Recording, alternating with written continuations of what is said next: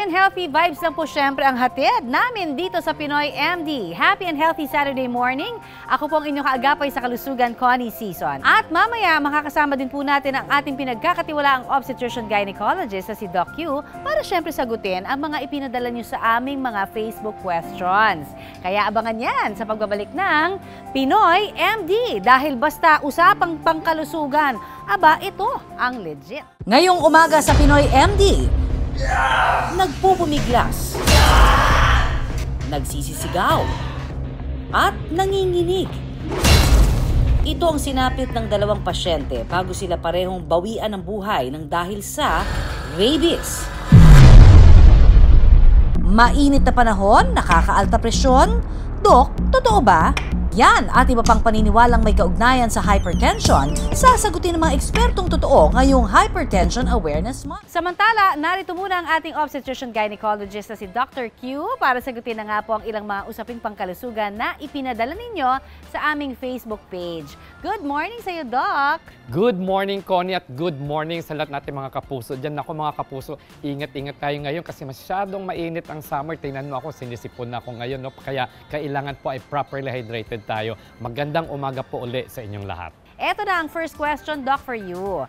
Pwede pa raw bang mabuntis ang isang babae kung sinasabing nakataob ang isa niyang matris? Tanong yan ni Micaela Bautista. Ang isang babaeng nakataob ang kanyang matris, ibig sabihin noon, mukhang retroverted uterus, no? Mukhang bumabaliktad lang yung matris niya.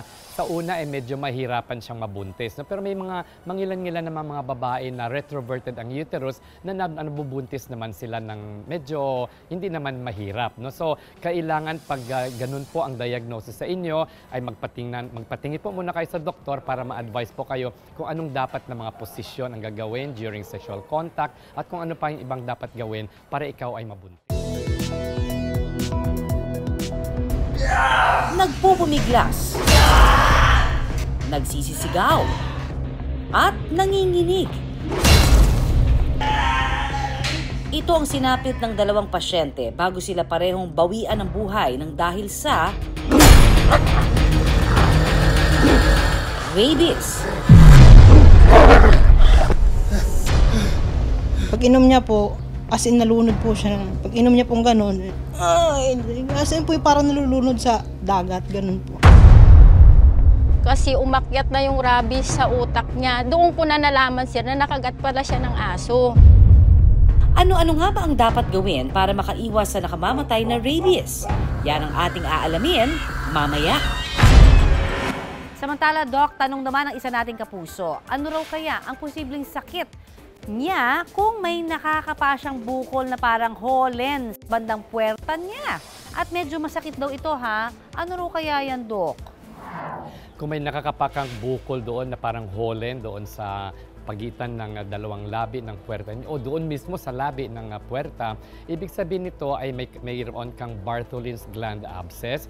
Ang Bartholin's gland ay naging infected siya, nag-ipon doon yung nana at ito ay masakit. Pag hinawakan mo yan, masakit at may reddening doon sa over the skin na nag-cover doon sa abscess na yon.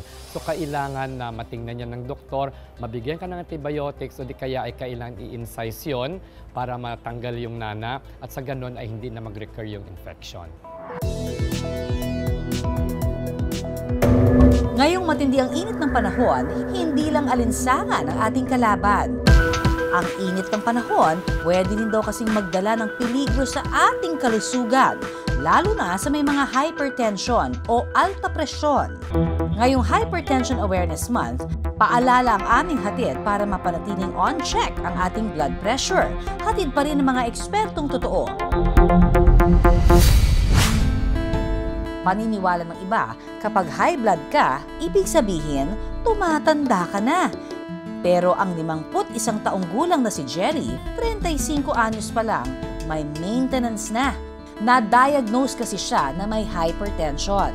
Lifestyle ko po noon, nung medyo kabataan ko po noon, wala po akong pakialam na inom, sigarilyo, pulutan po na ma-cholesterol, matataba. Nalaman ko po na mataas na pala po yung BP ko.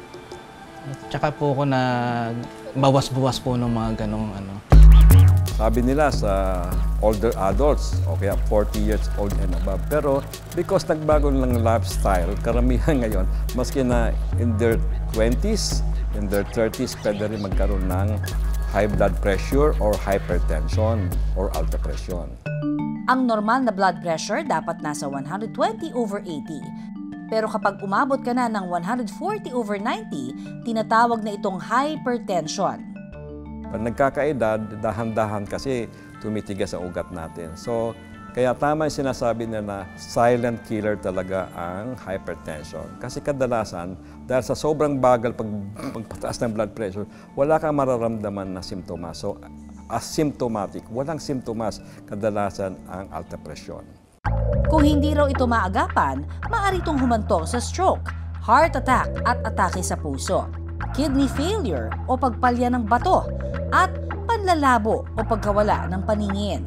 Pagka prolonged na tumataas ang blood pressure, over time, nadadamage, nasisira yung ugat, particularly yung lining ng ugat. No? So pwede makasira ito ng ugat sa utak. Paniniwala ni Jerry na mana niya sa mga magulang ang hypertension. At ngayon nga raw sobrang init ng panahon, mas madalas daw na tumaas ang BP ni Jerry. Sa sobrang init po, yung sakit po ng ulo ko, tapos yung paningin ko po nanlalabo na masakit po yung batok ko na gano'n, namimigat. Pero Dok, totoo ba na may epekto ang init ng panahon sa pagtaas ng blood pressure ng isang tao? Depende. Yung temperatura, sobrang init, sobrang lamig, dahil stress yan sa katawan, pwede makadagdag sa pagpataas ng blood pressure. Kaya bukod sa pag-monitor ng kanyang BP, si Jerry may strategy na rin para mapababa ang kanyang presyon. Nabalitaan daw kasi niya na ang pag-inom ng pineapple juice mainam daw sa may alta presyon. Umiinom din po ako ng pineapple, sisigla yung katawan ko po. Pakiramdam ko po, maganda naman po yung pag-ano ng pineapple juice. Nakapagpapababa nga ba ng BP ang pag-inom ng pineapple juice? Hindi totoo yon. Ano yan? Fake news. Pati bawang nilantakan na niya sa pag-asang mapapababa nito ang BP niya. Yung bawang daw po, malakas daw po magpapaba ng dugo nung high blood. Bali, ang ginagawa ko po, nagbabalat po ako ng isang pirasong bawang, iaano ko po sa suka, iinumin ko po yung konting suka, tapos idediretso ko po yung bawang. Siguro sasabihin ko na myth yan kasi para talagang significantly nabababa ang consistent blood pressure, kakain ka na napakaraming bawang. Paalala ng eksperto sa mga may alta presyon, piliin ang wastong pagkain. Iwas sa bisyo, magkaroon ng sapat na pagtulog at i-manage ang stress. At syempre, huwag kalimutan ang maintenance. Kung meron ng alta presyon or hypertension, hindi kaya ng lifestyle change lang. Kunyari, ayaw mong uminom ng gamot, kaya ng pag-exercise, tamang diet, or changing your diet, less salt. Pwede makatulong magpababa ng blood pressure, pero kung may alta presyon ka na, kailangan talaga ng gamot. Kasi hindi lang pagpababa ng presyon ang effect ng mga gamot, kundi pinoprotektahan niya yung mga lining na nakakatulong sa pag-decrease ng komplikasyon ng hypertension sa mga ugat natin. Kaya naman si Jerry, mas lalong nag-iingat ngayong mainit ang panahon. Ang hypertension po, traitor po na sakit po yan. Hindi po basta-basta po yan. Lalo na po sa panahon ngayon na tag-init ang panahon, mainit ang panahon. Kailangan po medyo iwas ko po sa mga ganong pinagbabawal na pagkain, inom pa ng tubig, gano'n. Tapos may baon ka po na gamot talaga ng maintenance. Inumin niyo po lagi yun araw-araw. Kung ano po yung payo ng doktor, yun po yung sundin niyo po.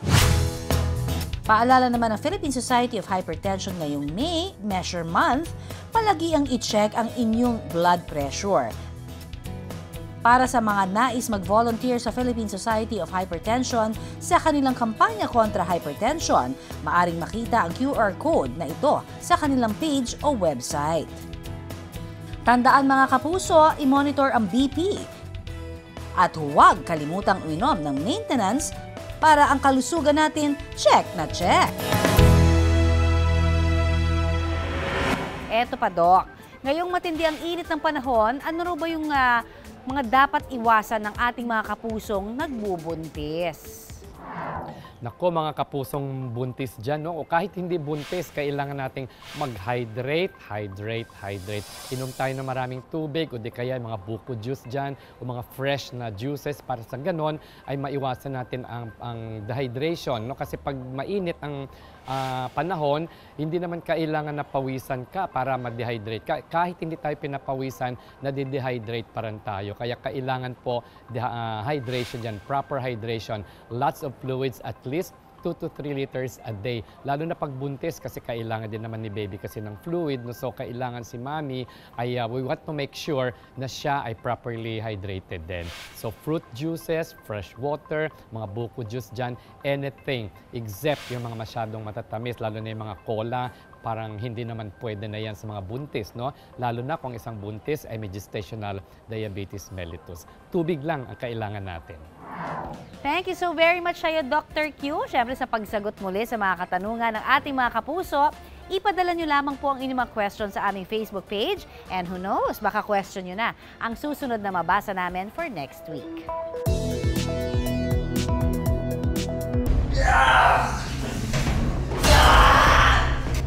Ganito ang sinapit kamakailan lang ng 2 pasyente matapos silang tamaan ng rabies. Nara ko dire. Ha? Isa na rito ang 31 anyos si Janelo na isang factory worker sa Laguna.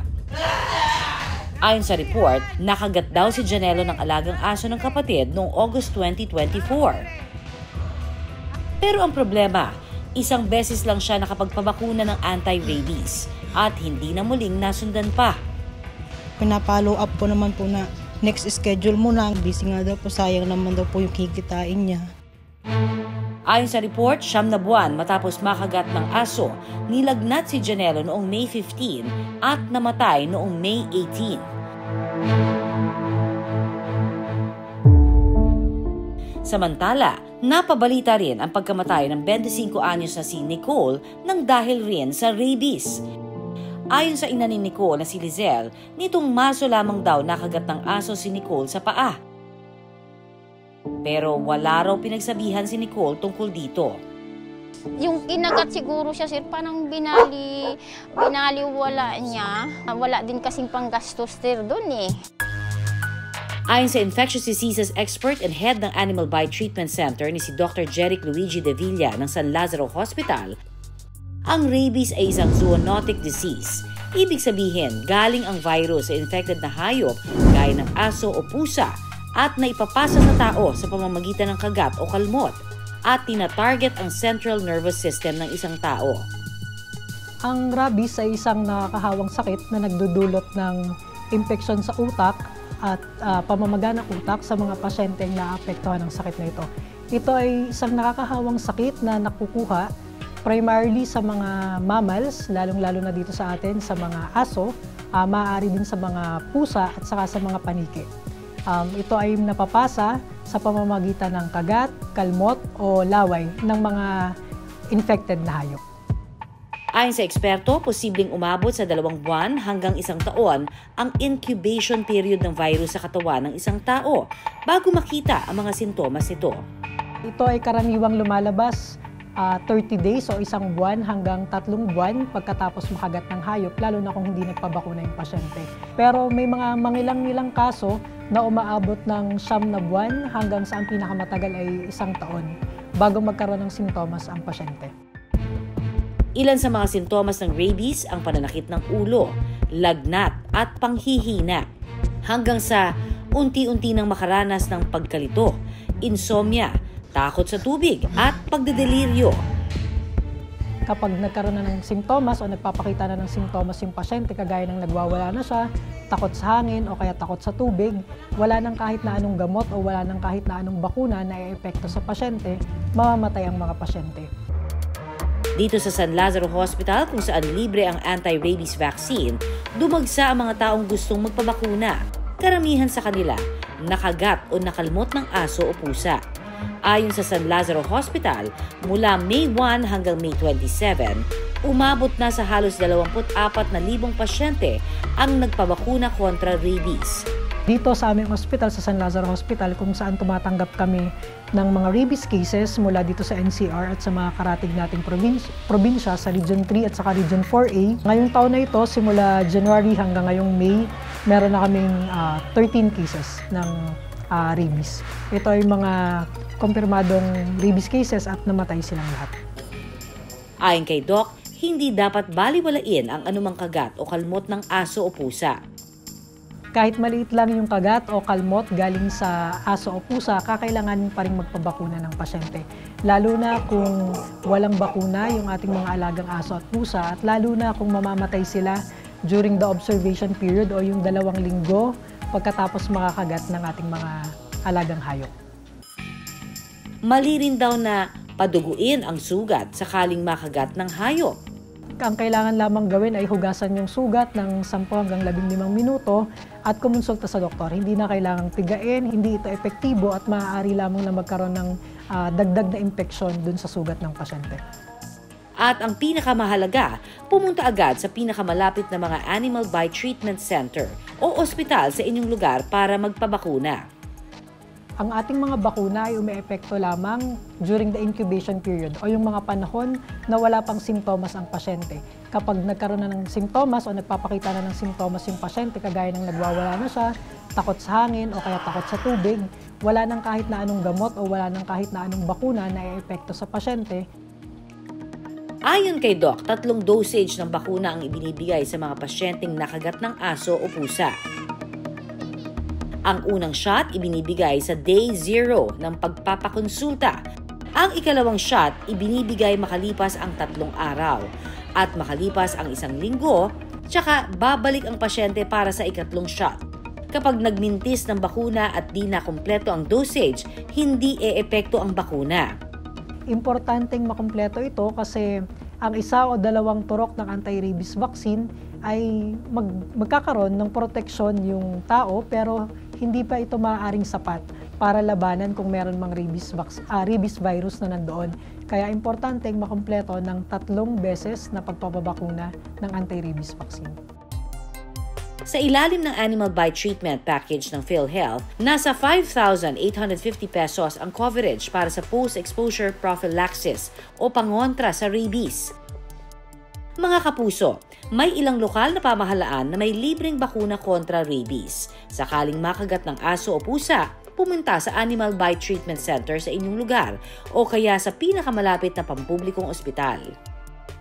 Inulit ko po, ang ating anti-rabies vaccine ay libre sa ating mga local government units at kanilang mga designated na Animal Bite Treatment Centers. Meron din po tayong mga pampublikong ospital na makakapagbigay po ng libreng bakuna laban sa rabies. At kung talaga pong wala sa inyong mga lugar, dito po sa aming ospital ay libre po ang anti-rabies vaccine. Tandaan mga kapuso, ang ating kalusugan, konektado sa kalusugan ng mga hayop at ng kalikasan.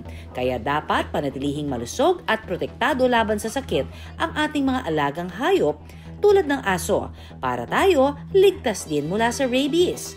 Maging responsableng pet owner at siguraduhing bakunado ang ating mga fur babies laban sa rabies. Pinapaalala lang natin na dahil nga sa One Health approach to rabies, parte rin ito yung pagiging responsableng may alaga ng hayop. So bukod sa pagbibigay sa kanila ng pagkain at tahanan, importante rin po na ang ating mga alagang hayop ay pabakunahan. Libre rin po ito sa ating mga city veterinary office, sa mga local government units.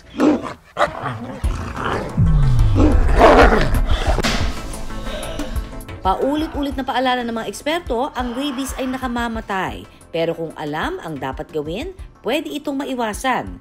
Tandaan, oras ang kalaban. Kung makagat ng aso o pusa, agad magpakonsulta at magpabakuna. At siguraduhin ang ating mga alaga, bakunado, para lahat tayo protektado. Salamat sa lahat po sa inyo na gumising na maaga at syempre tumutok sa amin. Sana po ay na-inspire namin kayo maging fit and healthy.